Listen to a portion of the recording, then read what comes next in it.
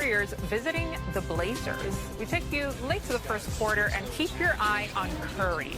He's being defended by Justin Minaya, and Curry, right after this, you could see he shakes his hand in discomfort. He does find Gary Payne II for the layup, but look at his hand here. He seems to jam it on Minaya's knee. He would head to the bench in pain before heading to the locker room for the remainder of the quarter. Yeah, not looking great there.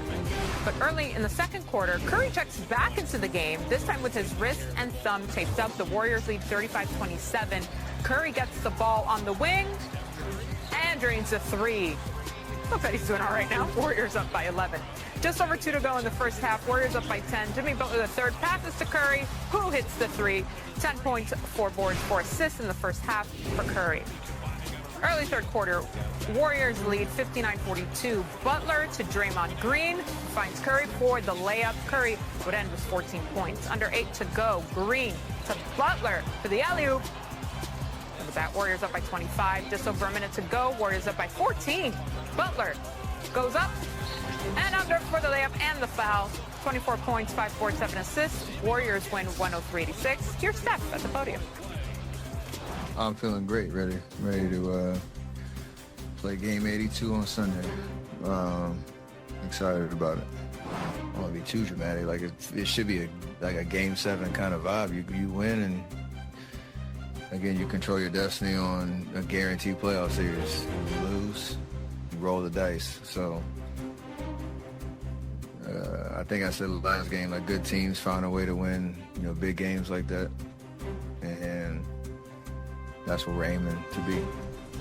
How about the Clippers taking on the Kings? Clippers 6-game win streak entering the day, time for the longest active streak in the NBA.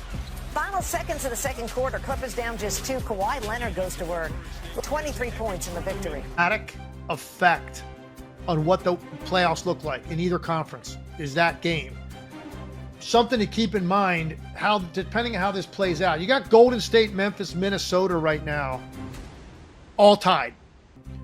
And if it ends up that way and you go to record against the other two teams you're tied with, Golden State has that. They're 6-2 against Memphis and Minnesota. So if it were to play out that all three of them split their last two or whatever it may be and they end up with the same record, Golden State in that situation would hold on to the 6th seed. But depending on what happens with the Clippers in their next game, Golden State could be playing for more than that. Right. They could be playing for the 5 seed. Right. Or maybe even the 4. They still have the 4 at play. Yeah. So, which I don't think is possible, but they're gonna most likely be 5 or 6. So very important how these tiebreakers play out when you're tied with more than one team. You have to look a little deeper. Yeah. And then if we go to Memphis up next here, James, what do we have for them? They've got the Nuggets and then the Mavericks. So they have 2 tough games. It's entirely possible Memphis just wakes up and finds themselves the 8th seed. In fact, that's what I would predict. I think there's a chance they lose both of those games. Both of those games will be important to the teams they're playing. So what do you see there? Do you see a win in there? I'm not sure about Memphis and those 2 games. I think Denver's going to win that game. Who was their last game? Dallas? Dallas. Yeah. Which they're still playing. I think there's a chance that matters. Yeah, there's a chance it matters. Yeah, I guess. I think Sacramento would have the tiebreaker over Dallas. So I think that's going to play out 9-10. I don't think that game's going to matter as much to Dallas. Okay. That last game of the year, so maybe they're not playing anybody either. So I think Memphis has a good chance to win a couple.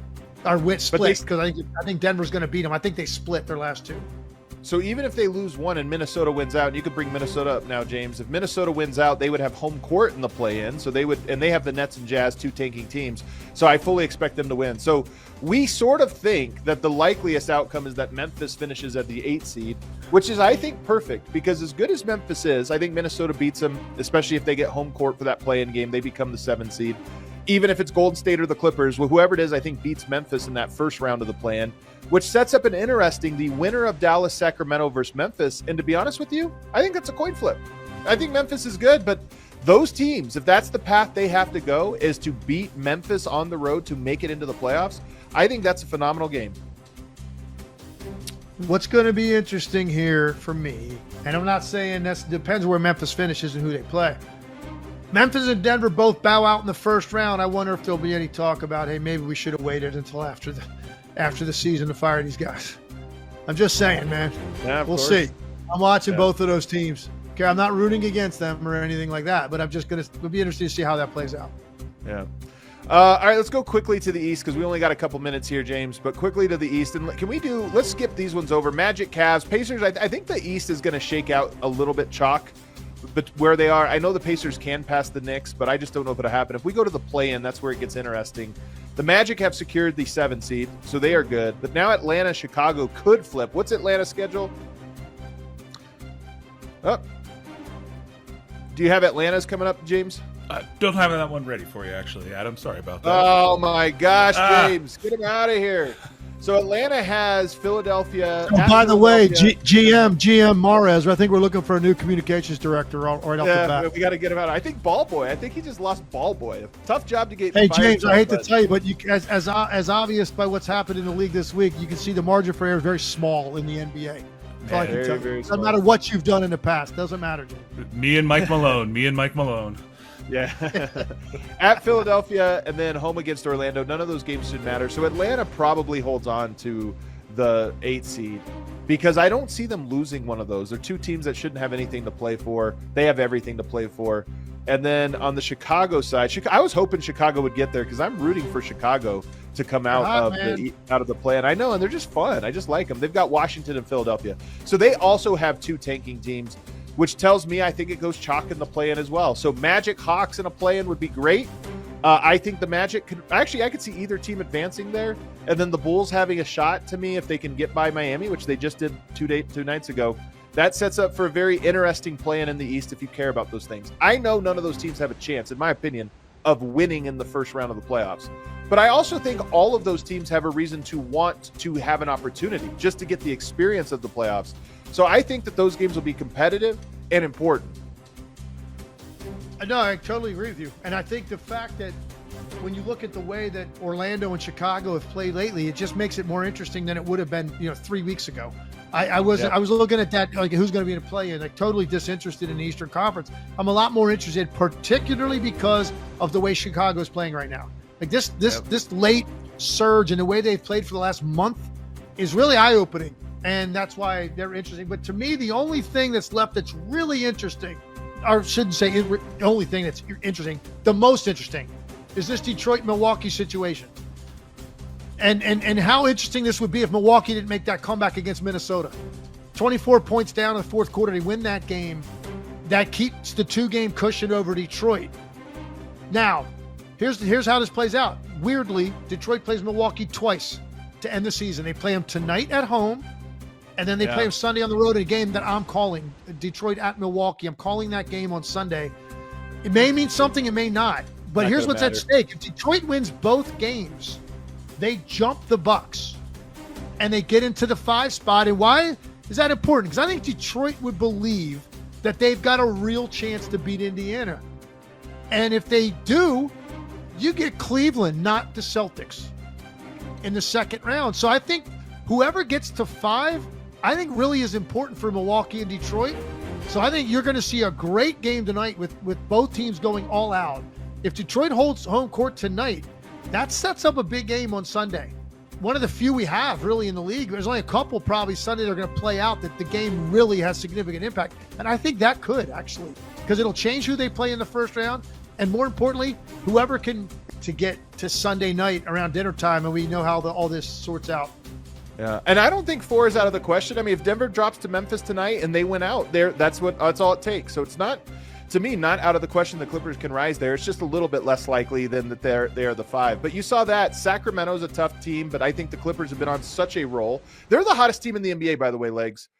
And I'm curious what you make of them, because they are over the last 15 games, they are the number 1 defense and the number 2 offense, or maybe I got that backwards. But they have been phenomenal, and they have big wins. It's not like they're beating. Sometimes we talk about this, you're just beating up on the Utahs of the world. No, they have good wins under their belt. So I kind of think they're one of the most scary teams in the West. Well, you said the Knicks' biggest X factor, wild card in the East, that's the Clippers in the West, without a doubt. Yeah. without a doubt. There's so And many. when I saw Kawhi Leonard come back and like look like that right away, you know, which by the way, he's going to take a lot of hits when it's all said and done about the amount of time he's missed in his career. But what is undeniable is this is one of the most efficient players this league has ever seen. And to be able to be that efficient after that long of a layoff, pretty much immediately. And at first, it was like he had no ability to finish at the rim over anybody. Like he couldn't make anything because he couldn't jump. He was making taking a lot of threes, and the mid-range shot is still there because he uses that big shoulder to get you rocked back and he steps away. You don't have to jump much on that shot. The stuff at the rim wasn't happening. Guess what? It's starting to happen. Now, Kawhi Leonard looked pretty damn good at the start of the playoffs last year, if you recall. Yeah, and then he just went away. Yeah. So who knows with him? But right now, the way he's playing, and to your point, Orlando, Dallas twice, and Houston, those are 4 to 6 wins they've had during this stretch. And San Antonio, who's still playing hard, just beat the Warriors.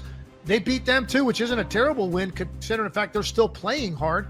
So you're right, man. The Clippers are the team you have got to keep an eye on because I think they are the one most likely to come out of nowhere and upset the apple cart in the West, depending on how the matchups break out.